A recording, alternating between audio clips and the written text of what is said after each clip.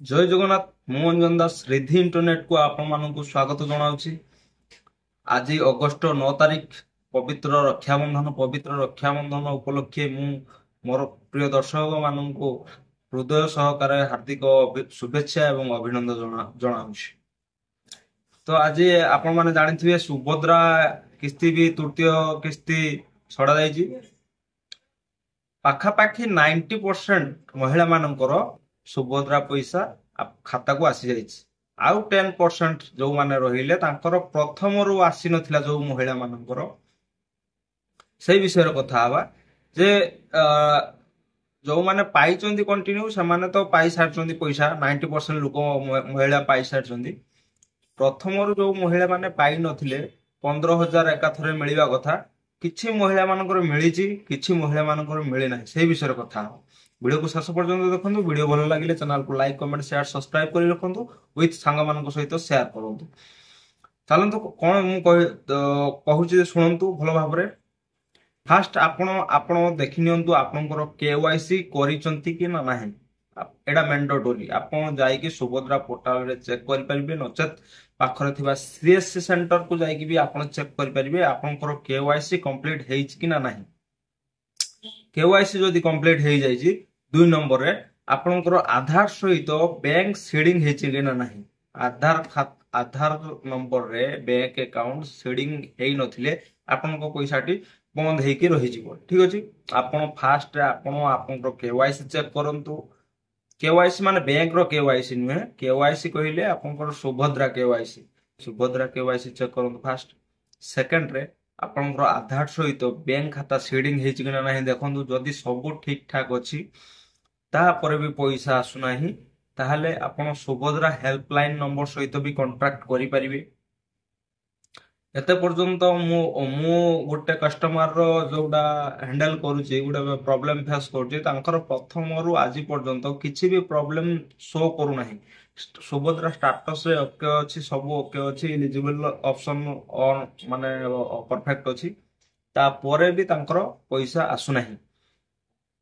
ଏମିତି ପ୍ରୋବ୍ଲେମ ପ୍ରାୟତଃ 5%, 95% କ୍ଲିୟର ଅଛି, 5% ପ୍ରୋବ୍ଲେମ ରହୁଛି, 5% ଲୋକମାନଙ୍କର ପ୍ରୋବ୍ଲେମ ରହୁଛି। ଯାହା ବି ହଉ, ଯୋଉମାନେ ପଇସା ପାଇ ସାରିଛନ୍ତି, ଆଜି ତୃତୀୟ କିସ୍ତି ଯୋଉମାନେ ପଇସା ପାଇ ସାରିଛନ୍ତି ସେମାନେ କମେଣ୍ଟରେ ଜଣେଇବେ କୋଉମାନେ ପଇସା ପାଇଛନ୍ତି।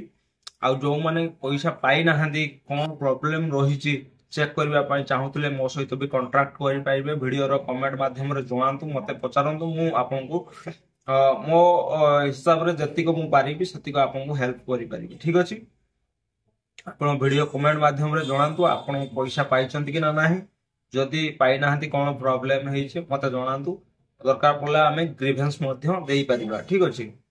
ଯାହା ବି ହଉ, ଆଜି କୋରାପୁଟରୁ ଶ୍ରୀଯୁକ୍ତ ମୋହନ ଚରଣ ମାଝୀ ତୃତୀୟ କିସ୍ତିଟି ପ୍ରୋଜେକ୍ଟ ପ୍ରଦାନ କରିଛନ୍ତି ସୁଭଦ୍ରା ଭଉଣୀ ମାନଙ୍କ ପାଇଁ ରକ୍ଷାବନ୍ଧନରେ।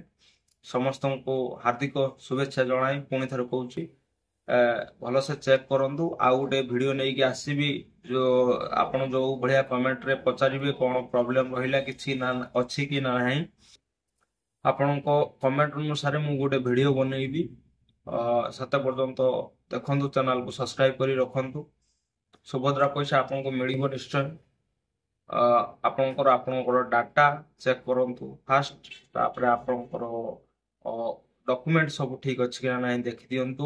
ଯୋଉଭଳି କହିଲି, ଆଧାର ସେଡିଂ ଠିକ ଅଛି କି ନା ନାହିଁ, କିମ୍ବା ଆପଣଙ୍କର କେୱାଇସି ଆପଣ କରିଛନ୍ତି କି ନା ନାହିଁ ଦେଖି ନିଅନ୍ତୁ। କେୱାଇସି ପେଣ୍ଡିଂ ଥିଲେ ଆପଣଙ୍କର ପଇସାଟି ଆସିବ ନାହିଁ।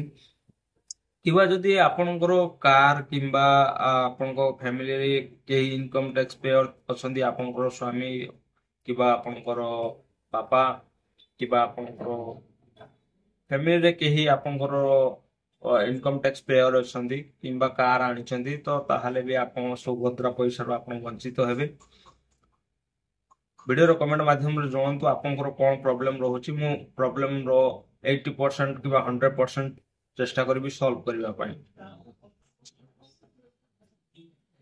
ଆଉ କିଛି ମହିଳା ମାନଙ୍କର କଣ ପ୍ରୋବ୍ଲେମ ହେଇଛି, ପଇସା ଆକାଉଣ୍ଟକୁ ଆସିଛି, ସେମାନେ ଅଲରେଡି ଯୋଉଟା ମୁଁ ଭିଡିଓ କରିକି ପକେଇଥିଲି ଆପଣ ସିବିଡିସି ଆକାଉଣ୍ଟ ବିଷୟରେ, ସେଇ ଆକାଉଣ୍ଟକୁ ପଳେଇ ଯାଇଛି। ସେମାନେ ବି ହଇରାଣ ହଉଛନ୍ତି, ଜାଣି ପାରୁନାହାନ୍ତି ପଇସା ତାଙ୍କ ଆକାଉଣ୍ଟକୁ ଆସିଛି କିନ୍ତୁ ସେଟା ଅଲରେଡି SBI ର ଇ ୱାଲେଟ ଯୋଉଟା କି CBDC ଆକାଉଣ୍ଟ ଅଛି ସେ ଆକାଉଣ୍ଟ କୁ ଟ୍ରାନ୍ସଫର ହେଇଯାଇଛି। ମୁଁ ଭଲସେ କହିଥିଲି ଆପଣଙ୍କୁ ପ୍ରଥମରୁ, ଯେତେବେଳେ ୟୁଟ୍ୟୁବ ରେ କେହି ଭିଡିଓ ବନେଇ ନଥିଲେ ମୁଁ ଭିଡିଓ ବନେଇଥିଲି CBDC ଆକାଉଣ୍ଟ ବିଷୟରେ, ଯେ ଯେଉଁ ମହିଳା ମାନେ ଗାଁରେ ବିଲଙ୍ଗସ୍ କରୁଛନ୍ତି ସେମାନେ CBDC ଆକାଉଣ୍ଟ କ୍ରିଏଟ କରନ୍ତୁ ନାହିଁ। କାରଣ କ୍ରିଏଟ କଲେ ତାଙ୍କର ପରବର୍ତ୍ତୀ ସ୍ତରରେ ପଇସା ଉଠିବା ପାଇଁ ପ୍ରୋବ୍ଲେମ ହେଇପାରେ। ସେଭଳିଆ କିଛି ମହିଳା ମାନଙ୍କର ହେଇଛି, ସେମାନେ ବି ମୋ ପାଖକୁ ଆସିଥିଲେ। ତାଙ୍କର ବି ପଇସା ଅଲରେଡି CBDC ଆକାଉଣ୍ଟ କୁ ପଳେଇଛି, କିନ୍ତୁ ସେମାନେ ଜାଣିପାରୁନାହାନ୍ତି। ତାଙ୍କର ଥାର୍ଡ କିସ୍ତିଟି ଆସିଛି, କିନ୍ତୁ ସେମାନେ କହୁଛନ୍ତି ମୋର ଆସିନାହିଁ। କାରଣ ସେଟା ଅଲରେଡି CBDC ଆକାଉଣ୍ଟ କୁ ପଳେଇଛି ସେ ପଇସାଟି। ତାକୁ ପୁଣି CBDC ୱାଲେଟ ରୁ ପୁଣି ଟ୍ରାନ୍ସଫର କରିବା ପାଇଁ ପଡିବ ବ୍ୟାଙ୍କ ଆକାଉଣ୍ଟ କୁ। ଠିକ ଅଛି। ଆଉ ଯୋଉ ରହିଲେ ଯୋଉମାନେ CBDC ଆକାଉଣ୍ଟ କରିନାହାନ୍ତି, ସେମାନଙ୍କର CBDC ଆକାଉଣ୍ଟ କୁ ବି ବାଲାନ୍ସ ଯାଇନାହିଁ।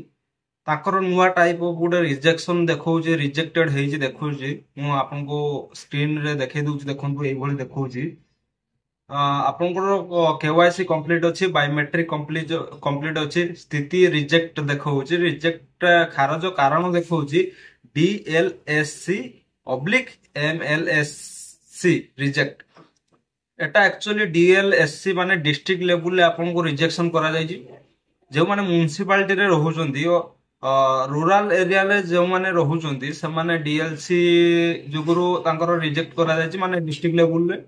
ସେମାନେ ଅର୍ବାନରେ ରହୁଛନ୍ତି, ସେମାନେ ମ୍ୟୁନିସିପାଲିଟି ଥ୍ରୁରୁ ଏଟା ରିଜେକ୍ସନ କରାଯାଇଛି। ସେମାନେ ଡାଇରେକ୍ଟ ଡିଷ୍ଟ୍ରିକ୍ଟ ଲେବୁଲରେ ଯାଇକି ବି ପଚାରି ପାରିବେ, କିମ୍ବା ଆପଣଙ୍କ ବ୍ଲକ ନିୟରେଷ୍ଟ ବ୍ଲକ କୁ ଯାଇକି ବି ପଚାରି ପାରିବେ, ଯିଏ ଯାର ବ୍ଲକରେ। ଯୋଉମାନେ ମ୍ୟୁନିସିପାଲିଟିରେ ରହୁଛନ୍ତି ସେମାନେ ମ୍ୟୁନିସିପାଲିଟି ଯାଇକି ଚେକ୍ କରି ପଚାରି ପାରିବେ। ଠିକ ଅଛି। ତ ଯାହାର DLSC ପ୍ରୋବ୍ଲେମ ଦେଖଉଛି, ଏଇଭଳି ପ୍ରୋବ୍ଲେମ ଦେଖଉଛି, ସେ ବ୍ଲକ ଲେବୁଲରେ ପଚାରି ନିଅନ୍ତୁ, ବୁଝି ନିଅନ୍ତୁ। ଯାହାର ମ୍ୟୁନିସିପାଲିଟି ଲେବୁଲ, ସେମାନେ ମ୍ୟୁନିସିପାଲିଟିରେ ଯାଇକି ଚେକ୍ କରିକି ବୁଝି ନିଅନ୍ତୁ। ତ ଆଜିକ ଭିଡିଓରେ ଏତିକି, କିନ୍ତୁ ଭିଡିଓ ମାଧ୍ୟମରେ ଆପଣ ମାନେ ଜଣେଇବେ, ଭିଡିଓ କମେଣ୍ଟରେ ଜଣେଇବେ କାହାର କୋଉ ପ୍ରୋବ୍ଲେମ ରହୁଛି, କଣ ପାଇଁ ଆପଣଙ୍କର ପଇସାଟି ଆସିଲା ନାହିଁ, କିମ୍ବା ଆପଣଙ୍କ ମନରେ କିଛି ଡାଉଟ୍ ଥିଲେ ଭିଡିଓର କମେଣ୍ଟ ମାଧ୍ୟମରେ ମତେ ପଚାରି ପାରିବେ। ରହୁଛି ଆଜିକ ଭିଡିଓ ଏତିକି। ପୁଣି ଦେଖା ହବା ପରବର୍ତ୍ତୀ ଆଉ ଗୋଟେ ଭିଡିଓରେ। ସେତେ ପର୍ଯ୍ୟନ୍ତ ବିଦାୟ ଦିଅନ୍ତୁ। ରହୁଛି, ଧନ୍ୟବାଦ।